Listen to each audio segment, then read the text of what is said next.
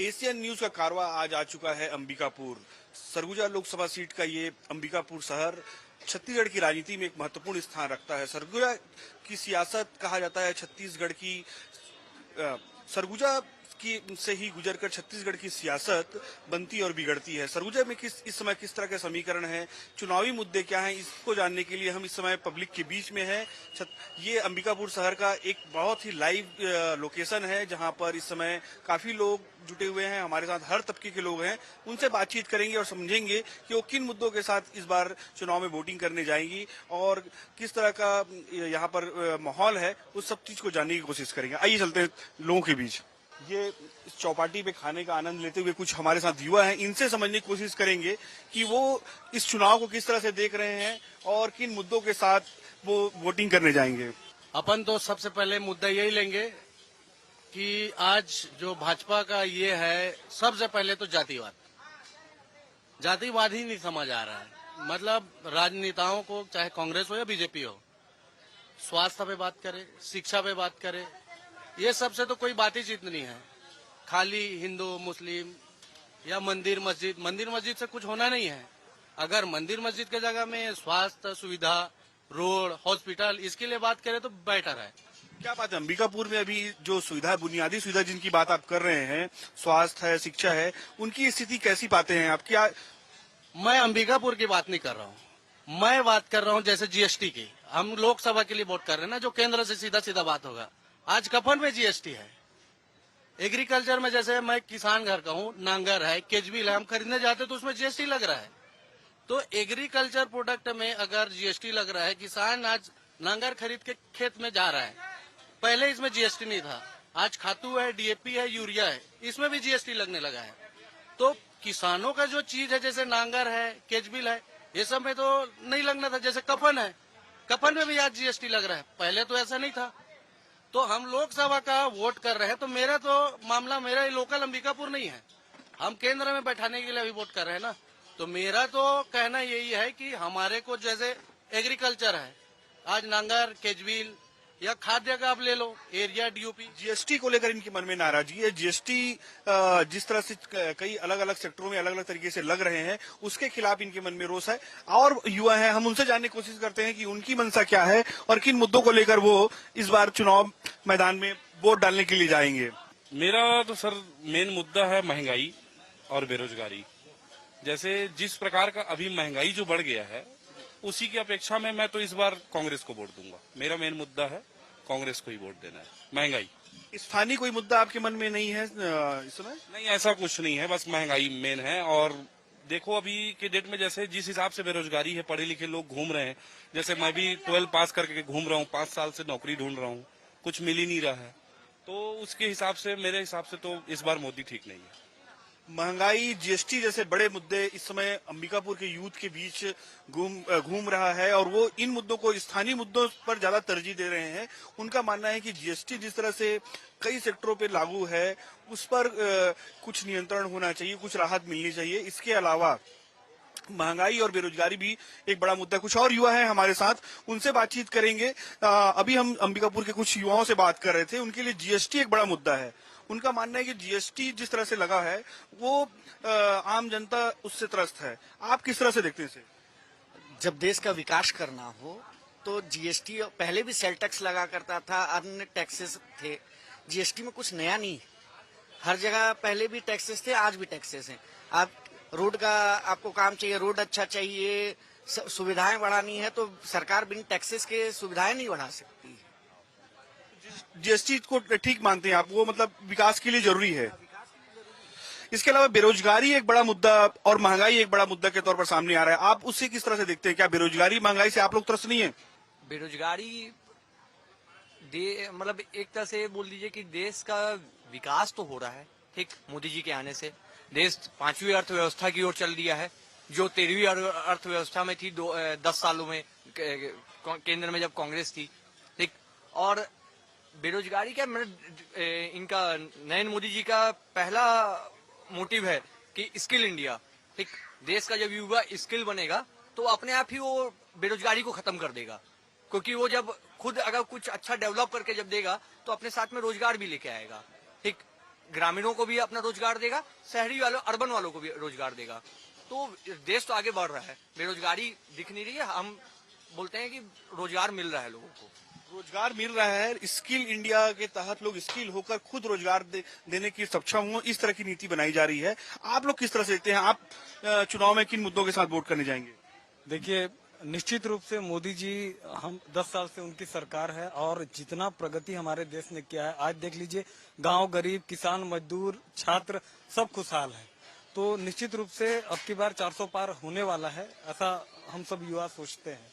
जो भी हमारे दोस्त यार हैं, ऐसा हमको अनुमान है कि अब की बार 400 पार हो जाएगा। 400 पार का नारा जिस बुलंदी के साथ पहले 2 चरणों से पहले लिया जा रहा था, वो अब उस तरह का वो नहीं दिख रहा है। 400 पार का नारा बड़े नेता अब नहीं लगा रहे हैं।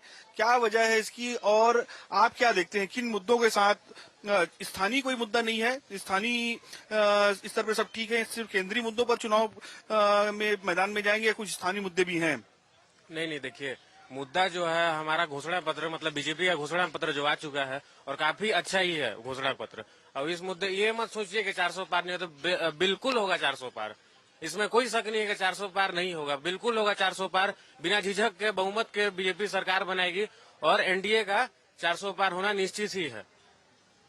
सरगुजा क्षेत्र के और क्या मुद्दे हैं और किन चीजों को लेकर यहाँ के लोग इस चुनाव से पहले बातचीत कर रहे हैं? हमारे साथ सरगुजा के ही एक स्थानीय सामाजिक कार्यकर्ता भी हैं, इनसे बात करेंगे और समझने की कोशिश करेंगे कि सरगुजा ने क्या पर्याप्त विकास कर लिया है, क्या सरगुजा की अभी कुछ मांगे हैं जो पूरी होनी चाहिए, उस पर क्या राय है चुनाव को लेकर? देखिए, सरगुजा में तो बहुत सारी अभी विकसित हुआ नहीं बहुत कुछ, जैसे कि ट्रेन की सुविधा है, यहाँ जो रेल की सुविधा है, सिर्फ अभी रेणुका सिंह के आने के बाद दिल्ली से एक ट्रेन चालू हुआ है। हवाई का जो साधने हैं वो अभी भी सीमित है। अभी बस चालू हुए हैं यहाँ से बिलासपुर और रायपुर, वो भी बीजेपी के सरकार में ही मोदी जी के द्वारा, रेणुका सिंह जी के द्वारा किया गया है। रेणुका सिंह के आने के बाद हमारे यहाँ से दिल्ली की ट्रेन भी चालू हुआ है, उनके कार्य, मतलब उनके द्वारा। यहाँ 5 साल राज्य सरकार में स्वास्थ्य मंत्री सरगुजा सिंह रहे हैं, टीएस सिंहदेव जी रहे हैं। उनके रहते हुए क्या स्वास्थ्य सुविधाओं में उस तरह से विकास हो पाया जिस तरह की सरगुजा और ये पूरा ट्राइबल बेल्ट है, उसकी जो जरूरतें वो पूरी हो सके? स्वास्थ्य सुविधाओं के लेकर क्या जरूरत अंबिकापुर सोचता है? देखिए, स्वास्थ्य सुविधाओं को लेकर काम ज्यादा हुआ नहीं है, क्योंकि टीएस सिंहदेव, हम लोग अंबिकापुर वासियों को लगा कि टीएस सिंहदेव मुख्यमंत्री बनेंगे। मुख्यमंत्री के तौर पर हम लोग उनको वोट दिए और पार्टी का क्या गठबंधन था, जो भी था, उसके चक्कर में टीएस सिंहदेव को पूरा काम करने नहीं दिया गया अच्छे तरीके से। तो टीएस बाबा के द्वारा अपने स्तर से जो काम करना था उन्होंने किया, लेकिन उस स्तर से नहीं हो पाया जिस स्तर से लोग चाह रहे थे कि टीएस बाबा के रहते हुए काम होगा। अभी सरगुजा में भी काफी कुछ होना बाकी है, स्थानीय काफी मुद्दे हैं। हमारे साथ काफी और लोग हैं, उनसे बातचीत करेंगे। हमारे साथ स्थानीय पत्रकार भी मौजूद हैं, हम उनसे समझने की कोशिश करते हैं कि सरगुजा इस समय किन मुद्दों को लेकर सोच रहा है, यहाँ की सियासी समीकरण क्या कहता है। जी, निश्चित तौर पर अगर अपन बात करें सरगुजा की खास तौर पर, तो सरगुजा का जो समीकरण चल रहा है, लोकसभा चुनाव दूसरे तीसरे चरण का लोकसभा चुनाव होने वाला है, 2 चरण का तो हो चुका है। यहाँ के स्थानीय मुद्दे की बात करेंगे तो यहाँ के जो सांसद थे, अभी विधायक बन गए, तो सांसद जो थे, सांसद को अगर देखा जाए तो काम तो देखिए, अगर सिर्फ बीजेपी को देखा जाए, मोदी जी को छोड़ के, मोदी जी का जो फैक्ट है, मोदी जी का लहर, वो तो हर जगह देखना, वो तो विधानसभा चुनाव में भी देखना, तो सरगुजा क्षेत्र में ऐसा कोई काम नहीं हुआ है। अगर काम की बात की, रेलवे पहले की है, रेलवे एक ही विस्तार होना तो स्वाभाविक सी बात है कि अब विस्तार तो कोई भी सरकार रहेगी तो करेगी। आनंद फानंद में देखिए 5 साल कांग्रेस की भी सरकार रही, 5 साल में कांग्रेस की सरकार ने क्या किया? इधर कांग्रेस की सरकार बोलते हैं कि हवाई जहाज यात्रा शुरू, हम हवाई अड्डा बनवा रहे हैं, उधर बीजेपी बोलता है हम बनवा रहे हैं। ये इलाका जो है, ये जो इलाका है आदिवासी बाहुल इलाका है, हसदेव अरण्य का क्षेत्र भी लगा हुआ है, इसका भी मुद्दा राष्ट्रीय स्तर पे काफी गूंजता रहा है। क्या ये चुनाव में कोई मुद्दा बनकर सामने आ पा रहे हैं? देखिए, उतना दिन तक हसदेव का जो मामला था, कांग्रेस वाले ने, जैसे आपने एक बयान सुना भी होगा टीएस सिंहदेव का, कि अगर किसी प्रकार की कोई जबरदस्ती होती तो पहली गोली मैं खाऊंगा। ये बयान बहुत काफी सुर्खियों में भी रहा है। तो अब बीजेपी की सरकार आ गई, इसमें रोक क्यों नहीं लग पा रहा है? कांग्रेस ने जो भी वहां काम चल रहे थे उसको बढ़ावा दे रहे थे, तो बीजेपी की सरकार आ गई, बीजेपी हमला बोल रहा था, तो बीजेपी ने क्यों नहीं बंद करवाया? आज जो यहाँ का जो मेन फैक्टर है मोदी फैक्टर है। मोदी जी के जो काम है, मोदी जी के काम लगातार सराहनीय है। जो देश को बढ़ाने का काम किया जा रहा है मोदी जी के बारे में, लोग मोदी जी को चाह रहे हैं। या तो उनकी जन सैलाब जो अभी अंबिकापुर में हाल ही में आप देखे होंगे कि अंबिकापुर में उनका बहुत बड़ा यहाँ जनसभा हुआ था। जनसभा में लोग, पहली ऐसी जनसभा होगी जिसमें लोगों को बुलाया नहीं गया था, अपने आप लोग स्वेच्छा से मोदी जी को सुनने के लिए आए थे।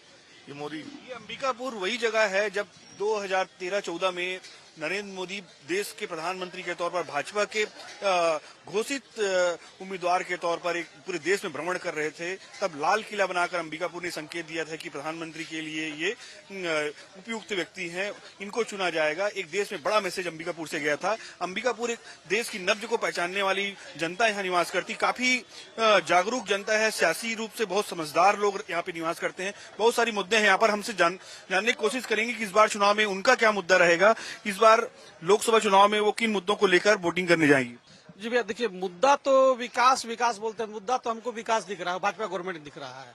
इसके पहले जैसे हम महाराष्ट्र जाते थे, तो महाराष्ट्र जब जाते थे तो आप लोग सबको मालूम है भाई, मीडिया के द्वारा सभी को मालूम है कि कितना समय लग जाता था, रास्ता कैसा था।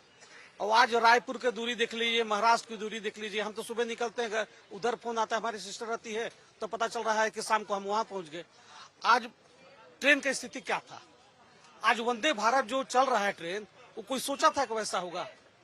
नहीं, लगातार ट्रेन तो कैंसिल भी होती रहती है रोज, कब कौन सी ट्रेन कैंसिल हो जाए कोई भरोसा नहीं है इस समय। जी, अब देखिए, अब सुविधा मिलेगी, तो जब सुविधा मिलेगा तो उसके लिए काम भी करना पड़ेगा। अब रेल लाइन बढ़ रहा है, एक्स्ट्रा अलग से लाइन बिछा रहे हैं, तो काम चल रहा है, तो थोड़ा सा तो असुविधा आगे के लिए, भविष्य के लिए सुविधा भी तो होगी उसकी। अंबिकापुर में क्या रेल सुविधा जो पर्याप्त है? ये पूरा एक ट्राइबल बेल्ट है और प्रदेश की राजधानी से भी काफी दूर है, देश के महानगरों से भी काफी दूर है, तो जरूरत यहाँ ट्रेवलिंग काफी पड़ती है लोगों को। ऐसे में क्या यहाँ पर्याप्त रेल सुविधा हो पाई है अब तक के?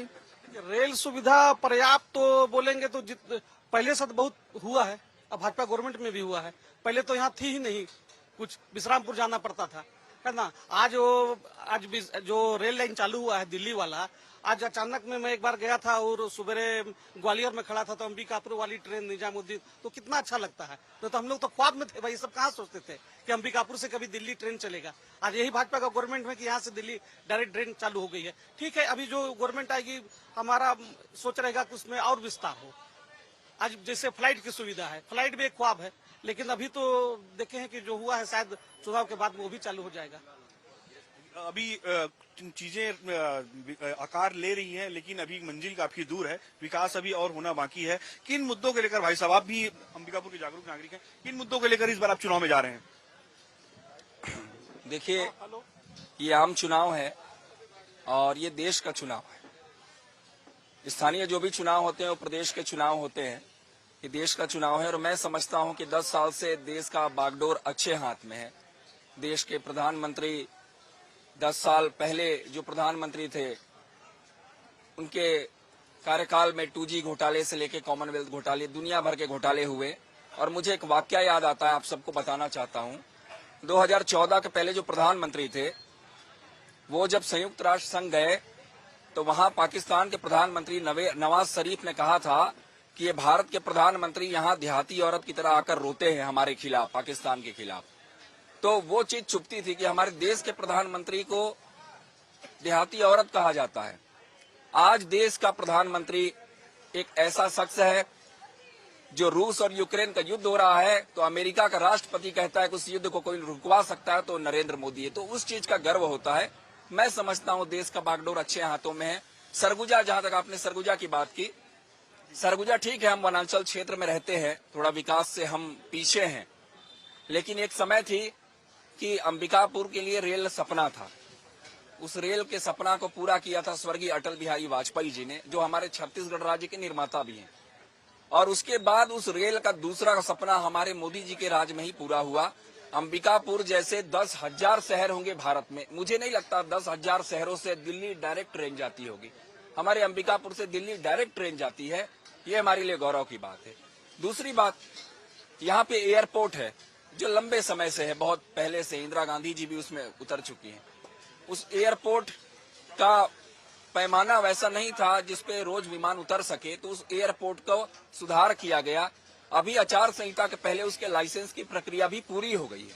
हमें उम्मीद है कि इस बार जब मोदी जी तीसरी बार देश के गद्दी पे बैठेंगे तो हमें अंबिकापुर से रायपुर और बनारस, चूंकि बनारस यहाँ से नजदीक है, ये दोनों शहरों से हमें जुड़ने का अवसर निश्चित रूप से प्राप्त होगा। हम इन मुद्दों के साथ तीसरी बार मोदी जी को चाहते हैं प्रधानमंत्री बने। हमारे बीच कुछ युवा भी हैं। अभी तक तो जो यहाँ अंबिकापुर में हुआ है उसके बारे में लोगों ने काफी अच्छी राय रखी है और क्या होना चाहिए ये हम एक शहर की युवा से जानने की कोशिश करते हैं कि वो क्या और किस तरह से विकास देखती हैं अंबिकापुर में, क्या होना चाहिए। पहले तो मैं ये बोलना चाहूंगी कि वुमेन एम्पावरमेंट के लिए बहुत अच्छे से मतलब सुविधा देनी चाहिए। खास करके लड़कियां जो है यहाँ पे हमेशा वॉशरूम के लिए वो लोग लैक करते हैं, क्योंकि मेनली ये होता है कि लड़कियों को बहुत सारे प्रॉब्लम्स होते हैं अपनी उनकी लाइफ में, क्योंकि एक लड़कियों की लाइफ को प्रॉब्लम ही माना जाता है। ठीक है, अब जैसे मैं खुल के बात करना चाहती हूँ।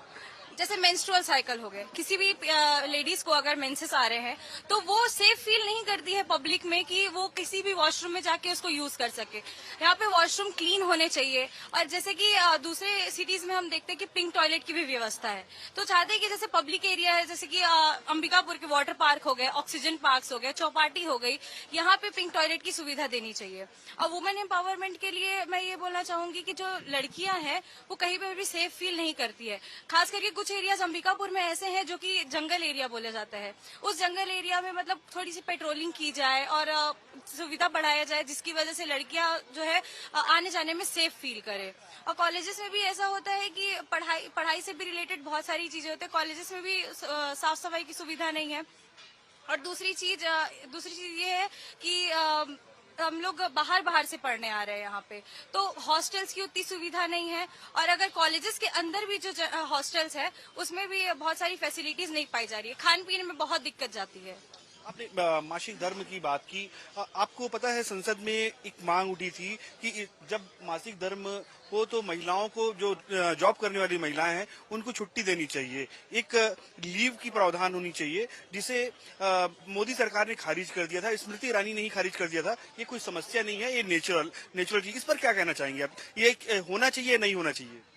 देखिए, ये जो चीजें है वो होनी भी चाहिए और नहीं भी होनी चाहिए, क्योंकि बहुत सारी लड़कियों को हर किसी की बॉडी का स्ट्रक्चर अलग होता है। ठीक है, कई लोगों को क्रैम्प्स ज्यादा होते हैं, कई लोगों को क्रैम्प्स नहीं होते हैं। बहुत सारी लड़कियां ऐसी हैं जो कि उस चीजों से जूझते जूझते वो कई सारियों की तो डेथ भी हो चुकी है। जो लो एज की वुमेन होती है, जो प्यूबर्टी एज जस्ट हिट की रहती है, वो लोग को वो क्रैम्प नहीं झेल पाती, उसकी वजह से उनकी डेथ भी हो जाती है। इंडिया के सर्वे में अगर देखा जाए 2021 के हिसाब से, तो ऑलमोस्ट आपको 18 to 20% फीमेल ऐसी मिलेंगी जो प्यूबर्टी हिट करते ही साथ उनको जो पेन होता है, क्रैम्प्स होता है, वो झेल नहीं पाती, जिनकी वजह से उनकी डेथ हो जाती है। कई लोगों को इसके बारे में एजुकेशन नहीं है, इसके बारे में नॉलेज नहीं है, तो वो कॉन्ट्रासेप्शन पिल्स भी लेते हैं, बल्कि उनको कुछ और लेना चाहिए। हालांकि इस 10 सालों में काफी इस बारे में बातचीत हुई है, सरकार की ओर से भी इस बारे में काफी कुछ जागरूकता लाने की कोशिश हुई है और धीरे धीरे इस बारे में और बातें होंगी। हम और लोग हैं, उनसे बातचीत करने की कोशिश करेंगे, समझने की कोशिश करेंगे कि वो किन मुद्दों को लेकर इन चुनाव में जा रहे हैं। लोकसभा का चुनाव है, देश की सरकार को चुनने की बारी आई है, तो युवा किन मुद्दों को लेकर इस बार चुनाव में वोटिंग करने जाएगी। जी, हमारे साथ और एक युवा मौजूद हैं, उनसे बातचीत करेंगे। जी, क्या करते हैं आप? अभी तो पढ़ाई कर रहे हैं, एजुकेशन। जी, तो इस बार चुनाव में आप क्या मुद्दा देखते हैं, अंबिकापुर में क्या होना चाहिए? अंबिकापुर का एक मेन मुद्दा ये भी है कि एजुकेशन रहे। यहाँ के बच्चे बाहर जाते हैं पढ़ने, बिलासपुर, भिलाई, कोटा, तो वो न रहे, बल्कि एजुकेशन यहाँ भी मिले यूथ को। यहाँ पे एजुकेशन एक बड़ा मुद्दा। अभी जो एजुकेशन की जो सुविधाएं हैं शहर में वो पर्याप्त नहीं है। इसके अलावा और जो रोजगार है, क्या यहाँ पे रोजगार के लिए वैसे साधन मौजूद हैं कि बाहर ना जाना पड़े, यहीं पे रोजगार मिल जाए? रोजगार तो बहुत स्कीम चल रही है ऑलरेडी, और रोजगार मिलनी चाहिए। और इन्फ्लेशन एक ऐसा चीज है कि इन्फ्लेशन बढ़ते रहता है, समय के हिसाब से इन्फ्लेशन बढ़ेगा, और जैसे जैसे बढ़ रहा है, मतलब आप क्या बोलेंगे, पॉपुलेशन ग्रोथ कर रहा है, उस हिसाब से सबको तो जॉब मिलना पॉसिबल नहीं है, तो उस हिसाब से कम तो होगा रोजगार। एक बड़ा मुद्दा आपका वो है, क्या बोलते हैं उसको, आरक्षण। उसके बारे में कुछ सोचा जाए तो और अच्छी चीज है। आरक्षण को लेकर इस समय काफी देर से बात हो रही है और अंबिकापुर की यूथ चाहते हैं कि इस पर कुछ होना चाहिए। बहुत अच्छी बात है। हमने पहले भी कहा है कि अंबिकापुर एक शहर ऐसा है, ये राजनीतिक रूप से काफी जागरूक शहर है, काफी जागरूक लोग रहते हैं यहाँ पर और चीजों को समझते हैं। इस समय देश के क्या मुद्दे हैं, किन मुद्दों पर बातचीत होनी चाहिए, इनको जानते हैं। तो हमने बहुत सारे लोगों से बातचीत की, उनकी ओपिनियन जानने की कोशिश की, नब्ज टटोलने की कोशिश की कि आखिर इस समय सरगुजा की सियासत के समीकरण किस तरह और किस तरह कांटा घूम रहा है। हमारे साथ हमारे एशियन न्यूज की ब्यूरो चीफ, जो अंबिकापुर ब्यूरो चीफ हैं, गोल्डी गजोरिया, वो भी मौजूद हैं। उनसे पूछते हैं कि वो किस तरह से राजनीति को देख रहे हैं यहाँ की और लोगों में किस तरह के मुद्दों पर बातचीत हो रही है। देखिए, यहाँ पर जो बातचीत अभी जो चल रहा है, जो माहौल बना है, वो है विकास। और जो पूर्व की सरकारें यहाँ रही हैं, खास करके अंबिकापुर एक ऐसा डेवलप जगह है और यहाँ के लोग बहुत प्यारे हैं, अच्छे हैं। खास करके जैसे अंबिकापुर नगर निगम की अगर बात करें तो ये भारत में अपने आप में प्रख्यात रहा स्वच्छ शहर के रूप में। तो ये अंबिकापुर शहर अवार्ड भी मिला है। अब देखते हैं कि सुविधाओं के बारे में काफी बात होती है, कुछ सुविधाएं यहाँ पे और विकसित होनी चाहिए, रेलवे है, इस तरह की चीजें हैं, उस पर क्या कहना है आपका? बिल्कुल, यहाँ की जनता बड़ी बेसब्री से हवाई यात्रा के लिए इंतजार कर रही है और अभी भी महामाया एयरपोर्ट यहाँ पर बना है और दोनों सरकारें ने इस पे अपनी पीठ थपथपाई है, लेकिन अब तक ये लोगों के लिए सुविधा सुचारू ढंग से चालू नहीं हो पाया। तो ये एक बड़ा मुद्दा हो सकता है। दूसरा मुद्दा, अगर रेल की बात करें, यहाँ से दिल्ली की ट्रेन चालू हुई थी और कुछ दिन में बंद भी हो गई, तो वो भी एक बड़ा मुद्दा है। यहाँ से बरवाड़ी अगर बिहार कर स्टेशन की बात करें, रेलवे लाइन की बात करें, तो ये भी एक मुद्दा है। शिक्षा, खास करके जो लोग यहाँ के बच्चे रायपुर और अन्य जगह पढ़ने जाते हैं, अगर बड़ा बड़ा हब यहाँ खुल जाए तो डेवलप होगा। साथ में स्वास्थ्य, अभी मेडिकल कॉलेज बना है लेकिन वो भी चालू नहीं हुआ है। तो विकास ही मेन मुद्दे रहेंगे। शिक्षा, स्वास्थ्य और जो यातायात की सुविधाएं, खासतौर पर रेल और हवाई सुविधाओं में विकास सरगुजा के बड़े मुद्दे रहेंगे। हालांकि सरगुजा की जनता जो है राष्ट्रीय मुद्दों को लेकर, हम कुछ लोगों से बात कर रहे तो अंतर्राष्ट्रीय मुद्दों को लेकर भी बातचीत कर रही थी। तो लोगों में जागरूकता हर स्तर पर है और स्थानीय के साथ में जो देश के मुद्दे हैं उन पर भी लोगों का फोकस रहेगा। फिलहाल अंबिकापुर से कैमरामैन अनंत बागेश्वर के साथ मैं आशीष तिवारी, एशियन न्यूज, सरगुजा।